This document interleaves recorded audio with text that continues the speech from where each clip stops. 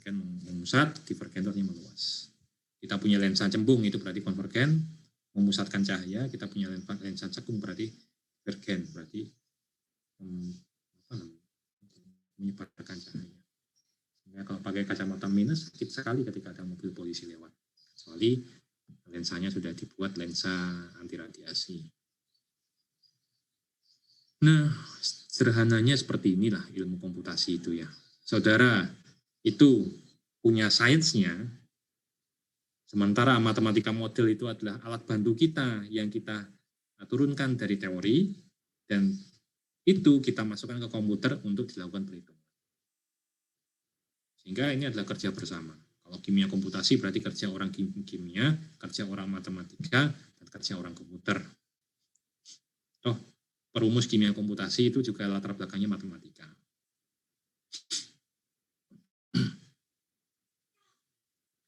Oke, ini tidak usah saya jelaskan lebih lanjut. Tadi sudah saya sampaikan juga.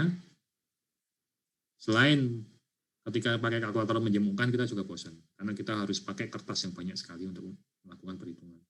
Dulu zaman, coba bayangkan ya, untuk melakukan simulasi, dulu berarti harus berapa kertas yang harus dilakukan, yang harus dikonsumsi untuk menghasilkan suatu prediksi kejadian simulasi.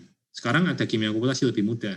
Masukkan komputer bisa dihitung. Kalau dulu zaman Einstein, bagaimana dia bisa memprediksi efek fotolistrik? Bagaimana dia bisa memprediksi teori relativitas? Bagaimana dia bisa memprediksi bahwa gravitasi itu adalah bentuk dari gelombang? Itulah prediksi itu, prediksi matematika. Jadi hitung, yang akhirnya perhitungannya ternyata cocok dan diumumkan, dipublikasikan di Chemical Acta atau di jurnal apa gitu.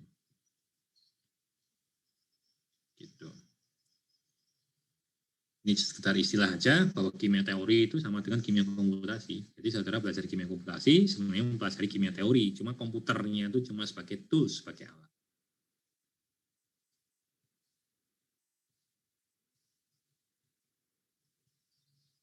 Ini kepala saya bawa ke atas saja, yang nggak ganggu. Saya kecilkan bawa ke atas.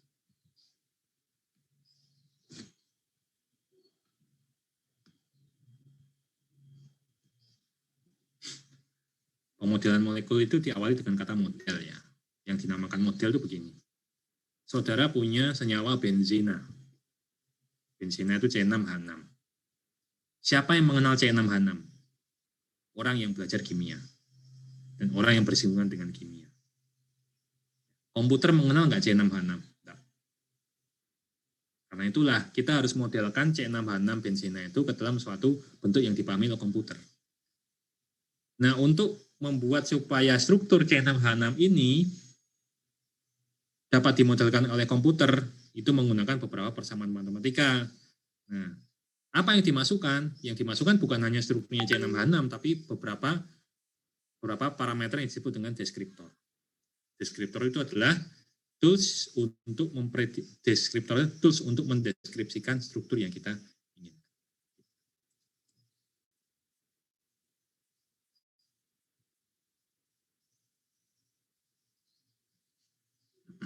Nah, 3 langkah pemodelan molekul yang sederhana sebenarnya terdiri dari pertama pemilihan model. Pemilihan model berarti kita masukkan deskriptor ke dalam komputer untuk menjelaskan interaksi antara molekul dalam sistem, lalu melakukan perhitungan, running gitu ya. Saudara masukkan perintahnya, execute, lalu saudara dapatkan hasil. Dari hasil itu tidak semuanya saudara kemudian angka-angka yang dihasilkan itu tidak semuanya saudara olah. Cukup angka-angka yang penting aja. Itu kan angka-angka iterasi itu, angka-angka perhitungan looping berulang-ulang. Pakai yang memang diinginkan. Energi.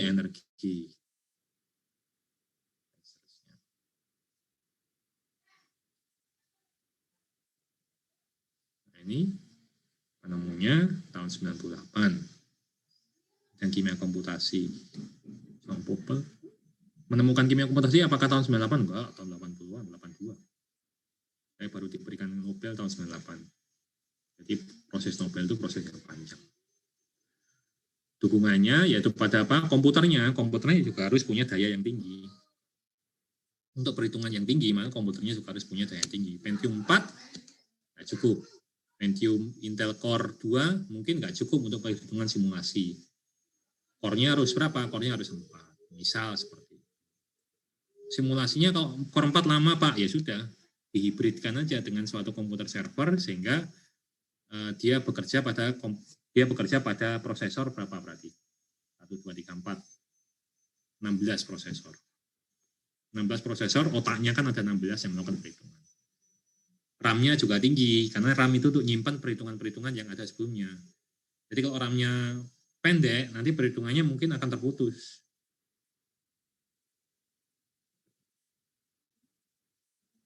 Jadi kalau saudara pakai laptop untuk perhitungan kimia komputasi, pastikan laptop saudara itu sehat, pastikan laptop saudara itu sirkulasinya bagus, dan pastikan spesifikasinya itu cukup. Jangan memaksakan sesuatu yang tidak bisa dia lakukan untuk mendorong keingintahuan kita terjawab. Ya, ada yang bisa dilakukan saudara setelah melakukan praktikum bersama dengan Pak Sudarlin. Yang penting ada energi. Yang penting itu perhitungan energi. Perhitungan energi itu juga bisa untuk melakukan apa? Melakukan suatu optimasi struktur. Jadi strukturnya itu saudara mungkin akan menemukan struktur yang ada itu adalah bentuk A. Ternyata setelah dioptimasi bentuknya B. Optimasi itu tujuannya untuk apa? Bukan merendahkan, membuat struktur di mana energinya paling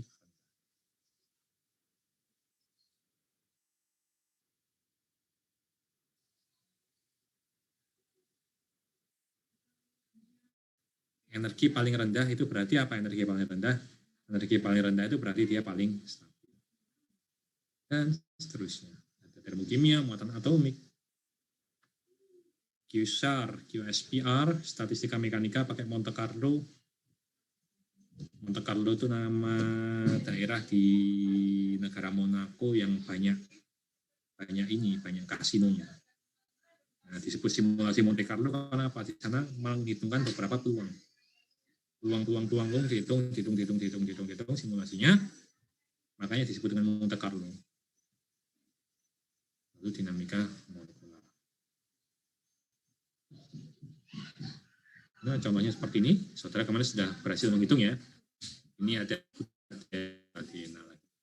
adalah sikloheksana bentuk cair dan bentuk kursi. Ternyata yang paling stabil adalah bentuk kursi.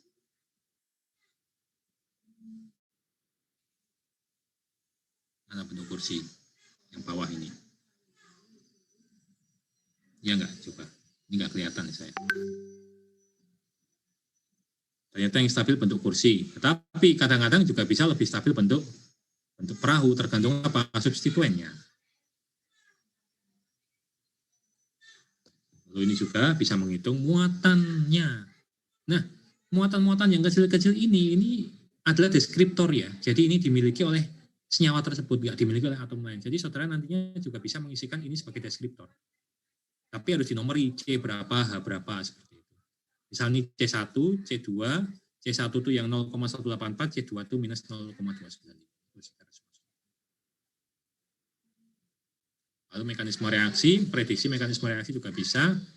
Jadinya saudara kemarin ada yang S1 skripsinya melakukan perhitungan tentang mekanisme reaksi, prediksi mekanisme reaksi yang mungkin terjadi. Ini reaksi apa ini? Reaksi awalnya itu dari senyawa kopling berubah menjadi senyawa bisiklik.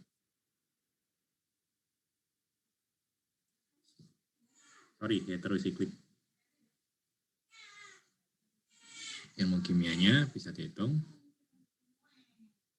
Atom berarti sudah, dan QSAR. Oke, sampai sini ada yang mau ditanyakan?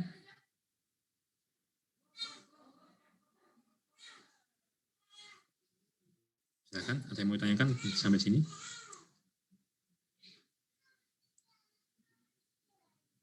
Pak, izin bertanya, Pak. Silakan. Ini jadi siapa? Nanti Darmawan, Pak. Oh ya. Jadi nanti untuk menghitung QSAR ini itu nanti pakai persamaannya itu di Excel atau di aplikasi lain, Pak? Saya belum menjelaskan user, nanti saya jelaskan. Oh, yang sebelumnya ya, Pak, berarti? Iya, ini kan baru saya tampilkan slide-nya, tapi belum saya jelaskan. Oh ya, siap, Pak. Ya udah, nanti berarti, Pak. Oke. Bagi pertanyaan yang lain tentang yang tadi saya sampaikan dulu.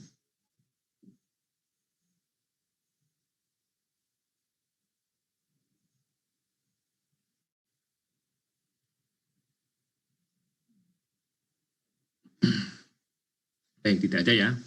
Nah, QSAR itu secara umum menghubungkan apa? Aktivitas biologi dengan prediktor kimia. Prediktor atau deskriptornya itu bisa banyak. Saudara bisa menggunakan energi HOMO, energi LUMO, energi binding energy, atau kemudian delta HF, lalu dihubungkan dengan deskriptor yang lain seperti hidrofobisitas, dihubungkan dengan liofilitas, dan seterusnya. Itu perhitungannya macam-macam. Dan setiap software itu memiliki kapasitas untuk menghitung parameter tersebut. Contoh Gaussian itu tidak bisa untuk mengukur hidrofobisitas, harus pakai software yang lain. Kalaupun saudara mau mencari parameter hidrofobisitas dari Gaussian itu juga bisa. Caranya bagaimana? Perhitungan energi yang ada di Gaussian saudara olah sendiri. Tapi kan itu time consuming, capek. Mending pakai software yang ada. Insya Allah software-nya mudah kok kalau untuk perhitungan hidrofobisitas. Nanti setelah itu saudara akan dapatkan prediktor-prediktor. Jadi untuk menjelaskan senyawa ini tuh ada beberapa prediktor A, B, C, D, E sampai mungkin Z. Dan saudara harus menemukan aktivitas biologinya. Jadi senyawa yang dihitung secara QSAR itu harus diketahui aktivitas biologinya. Bisa EC5, EC50, bisa IC50, bisa LD50, bisa macam-macam yang 50-50-50 itu aktivitas biologis. Itu sebagai koordinat. Absisnya apa? Prediktor. Nanti saudara olah itu menggunakan tools regresi linear multivariat yang ada di Excel maupun ada di SPSS. Lebih mudah pakai SPSS, namun sayangnya SPSS itu berbayar. Tapi ada kok langganannya kalau saudara mau beli. Atau saudara bisa saja olah ke tempat pengolahan data yang mereka pasti sudah punya SPSS asli. Contohnya adalah senyawa berikut ini. Ini senyawa untuk antioksidan. Ternyata perhitungan QSAR-nya adalah log EC50 sama dengan 0,762 minus 0,819 pi dan 0,011 mR. Jadi cuma itu saja. Dari prediktor-prediktor yang sudah kita hitung, ternyata yang paling berpengaruh cuma dua, yaitu apa? Hidrofobisitas dan reaktivitas. Benar kan? Oh, ya, refraktivitas molecular. Ini persamaan yang nantinya saudara, misal saudara mau melakukan QSAR, ini finalnya di sini. Finalnya itu adalah persamaan log 2 sama dengan itu.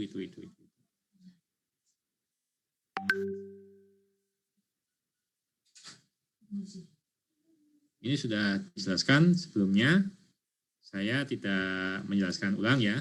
Intinya saudara nantinya tergantung mau menggunakan metode kimia komputasi yang mana. Tergantung dari apa? Dari bobot molekul yang ingin saudara tinjau. Kalau bobot molekulnya di atas 1000 ya komputer saudara nggak akan kuat untuk menggunakan ab initio. Pun semi empiris juga sepertinya nggak, harus ditambah kapasitasnya supaya minimal bisa melakukan semi empiris. Tapi kalau mau ab initio dipaksakan bagaimana? Nah, ada metode hibrid. Metode hibrid itu gini. Yang daerah inti itu diperlakukan secara mechanical quantum atau ab initio, yang daerah solvasi atau daerah di mana isinya cuma pelarut itu dilakukan secara mekanika molekuler. Namanya adalah quantum mekanik molekular mekanik QMMM. Nah, yang baru lagi ada metode yang namanya QMCF, quantum mekanik charge field. Jadi yang molekular mekanik yang ada di luar itu nggak usah diperhitungkan semuanya, yang diperhitungkan cuma apa? Medan muatannya saja, tolak menolak atau tarik menariknya mereka, sehingga itu lebih menghemat perhitungan. Oke, ini tidak usah saya jelaskan. Saya skip ya.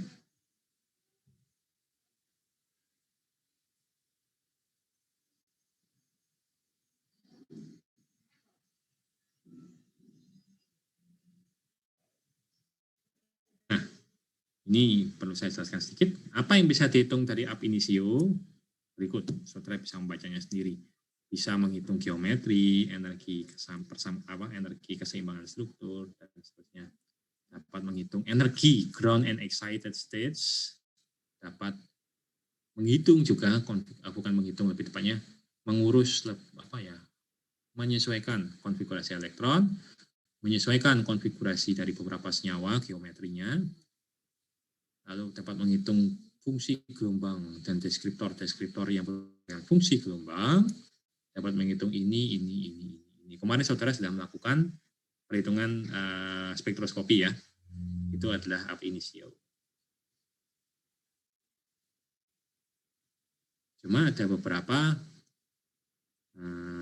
limitationnya tentu saja CPU-nya harus betul-betul kuat, prosesornya mungkin nggak cuma 2, nggak cuma 4, mungkin bisa tambah lagi. Ya itu sebenarnya jumlah prosesor itu adalah kecepatannya sebenarnya ya. Kalau prosesornya 2 itu bisa aja melakukan perhitungan tapi lama. Kalau saja prosesor 2 dengan prosesor 4 lebih cepat prosesor 4.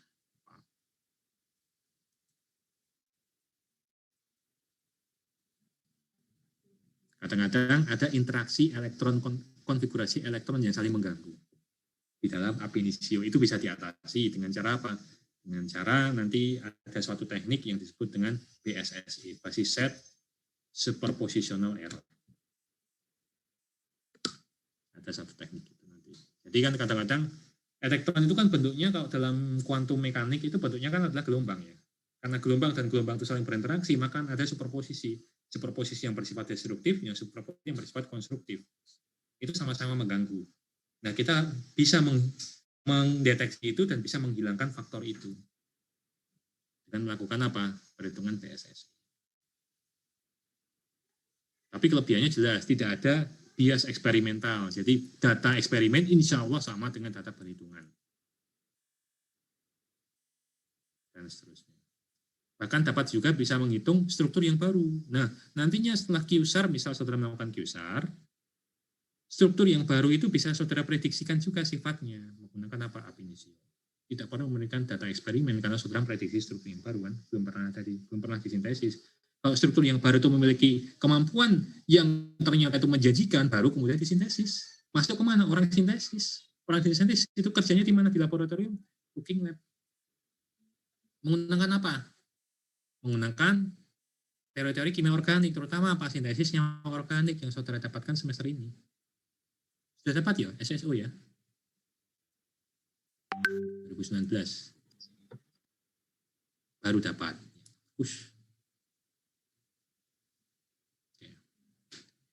Basis set itu intinya adalah kita melakukan pemodelan fungsi gelombang ke dalam komputer. Itu aja intinya. Saya jelaskan terlalu rinci. Intinya, nah ini, basis set superposition error.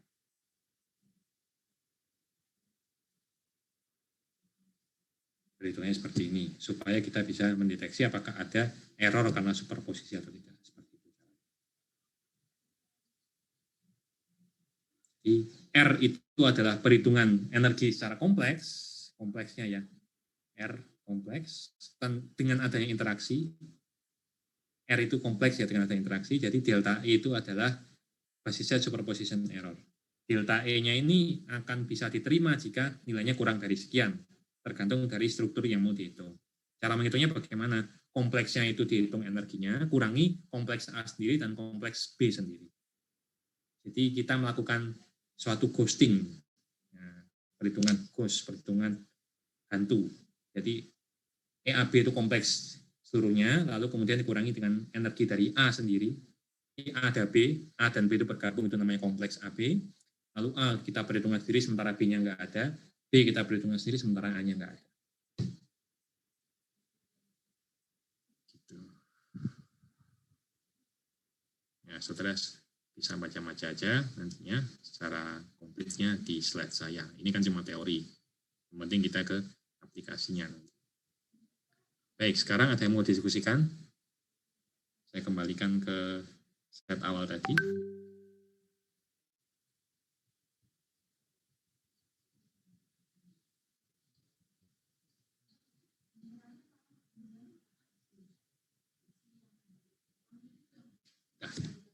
Silakan saudara, dulu olah dulu informasinya, nanti kita diskusi bentar lagi. Sebentar.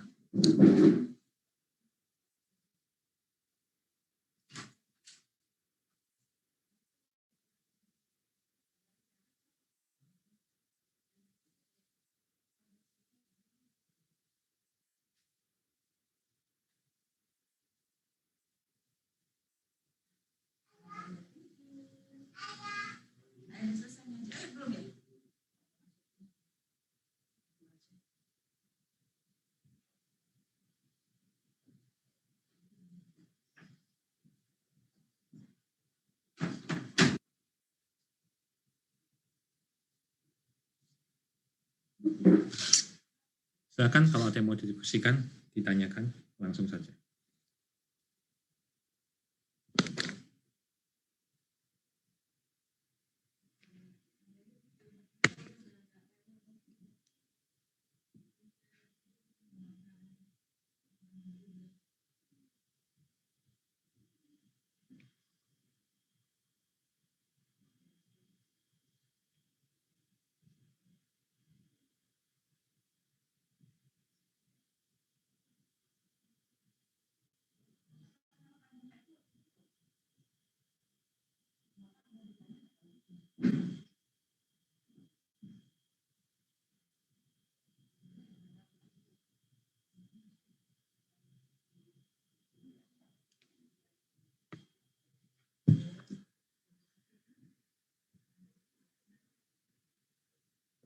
Sudah jelas dengan penjelasan saya? Pak, izin bertanya Pak. Dalam Q-user itu kan dipilih salah satu biologisnya kan Pak.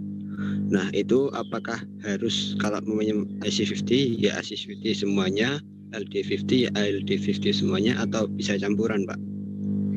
Ya harus salah satu. Kalau IC50, IC50 semuanya, IC50 semuanya supaya tidak terjadi bias. Gitu. Supaya tidak terjadi bias, ya itu harus seragam. Terus Pak, kenapa kok dalam Q-user itu harus minimal 20 senyawa itu supaya data yang diproses makin bagus atau bagaimana Pak? Itu sebenarnya bukan standar ya, tapi itu lebih pada bagaimana terdahulu itu melakukan optimasi sehingga mendapatkan angka 20. Kenapa? Nantinya dari 20 senyawa itu tidak semuanya bisa masuk ke perhitungan. Itu kan baru berupa data training set. Sementara kita nantinya tidak mengolah training set semuanya, kita harus perhitungan. Memang kita harus perhitungan satu persatu, tapi nanti kita olah secara statistik sehingga kita menemukan test set dengan adanya metode yang dinamakan PCA, Principal Component Analysis. Itu hubungannya dengan statistik sekali itu. Dari 20 nanti mungkin bisa tereduksi hanya tinggal berapa? 12. Atau mungkin lebih kecil lagi, hanya tinggal 8. Dengan adanya Principal Component Analysis. 20 itu hanyalah bentuk ikhtiar kita aja. Saudara bisa lebih, boleh. Bisa kurang, kalau bisa jangan. Kenapa? Semakin sedikit nanti training set yang saudara dapatkan, saudara nanti mau mengharapkan berapa test setnya. Semakin kecil test set, berarti hasilnya juga tidak optimal. Tidak sanggup untuk memprediksikan sesuatu yang kita harapkan. Misal nantinya saudara mendapatkan training set 15 atau 14 atau 13. Test setnya nanti bisa direduksi bahkan hanya dapat 2 atau 3. Itu kan nggak bisa. Secara statistik itu ditolak. Kenapa? Karena bias. Baik Pak, terima kasih banyak Pak. Baik. Ada lagi pertanyaan yang lain?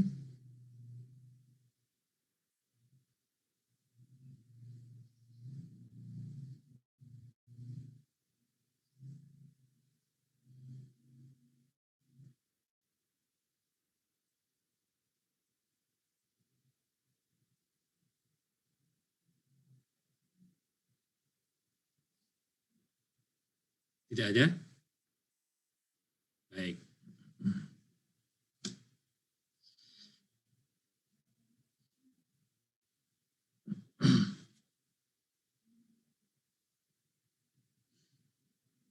hari ini kita bicara mengenai teknik komputasi seperti tadi yang saya sampaikan. Besok kita diskusi melalui WhatsApp group tentang QSAR. Ya, pertemuan ketiga presentasi kelompok. Nah, ini saya mau mencari data ini. Sebenarnya anggota kelompok ini ada berapa atau yang sebenarnya? Anggota kelas ini maksudnya, anggota lokal. Ya, lagi buka akademik ini. Siap.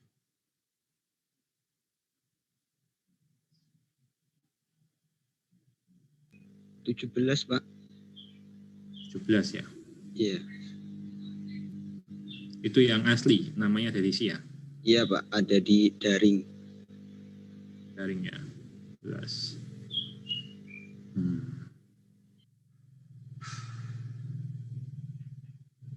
Oke, ini aja deh. Silakan buat 4 kelompok yang nanti akan mendiskusikan tentang problem-problem yang saya berikan di sini. QSAR, docking, dan molecular modeling. Molecular modeling ini sangat luas, nggak cuma satu. Pak Darlin itu melakukan molecular modeling dengan apa? Dengan suatu DSSC, Dye Sensitized Solar Cell. Sementara molecular modeling yang lain juga banyak, yaitu tentang apa? Tentang crown ether. Lalu ada juga yang lain yang mungkin belum pernah ada dan ini sedang saya hitung ini apakah memungkinkan atau tidak, yaitu perhitungan molecular modeling untuk Calyx aren, Calyx 6 aren atau Calyx 4 aren, Calyx aren. Mungkin atau tidak masih saya perhitungan, saya hitung-hitung betul itu supaya saya nggak salah langkah. Kalau saya salah langkah nanti eman-eman nanti proses yang saya lakukan selama beberapa hari, beberapa bulan bahkan untuk melakukan perhitungan itu. Ya, 17 ya. Baik.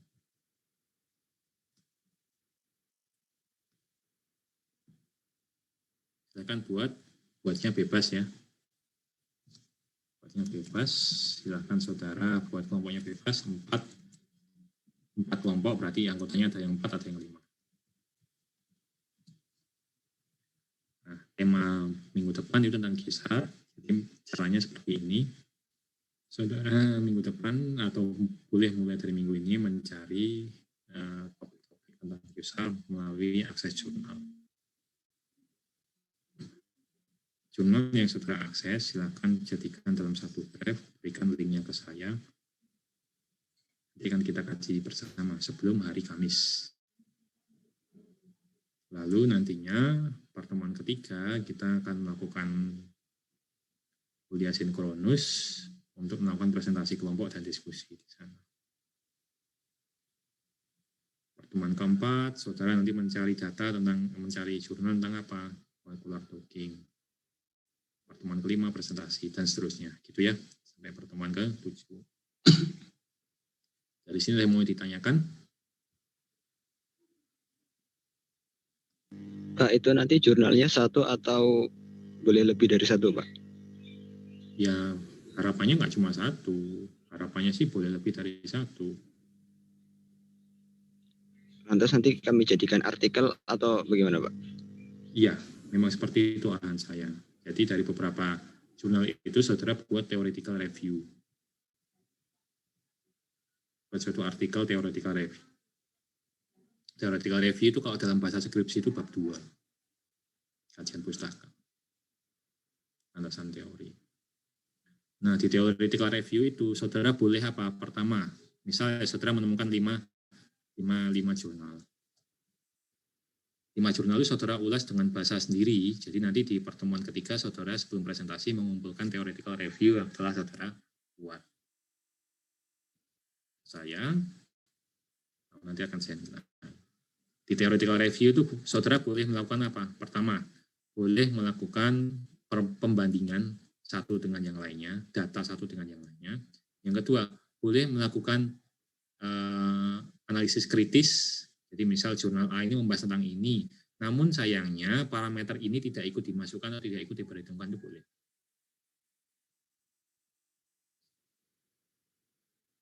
Yang ketiga, saudara juga boleh memberikan rekomendasi terhadap jurnal-jurnal tersebut dalam suatu theoretical review. Boleh kritis, boleh memberikan rekomendasi, boleh membandingkan, tapi yang nggak boleh itu apa? Menuliskan apa persis seperti yang dituliskan di jurnal itu, nggak boleh. Harus dengan kata-kata saudara sendiri.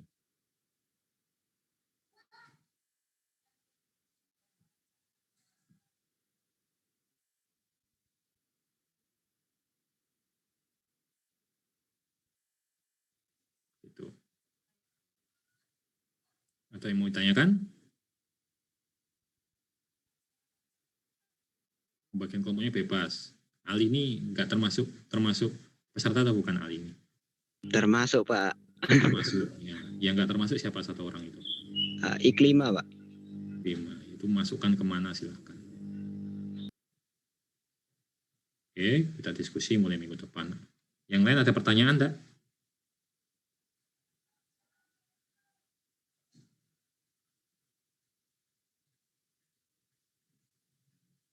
Kalau tidak ada, terima kasih atas perhatiannya pada pagi hari ini.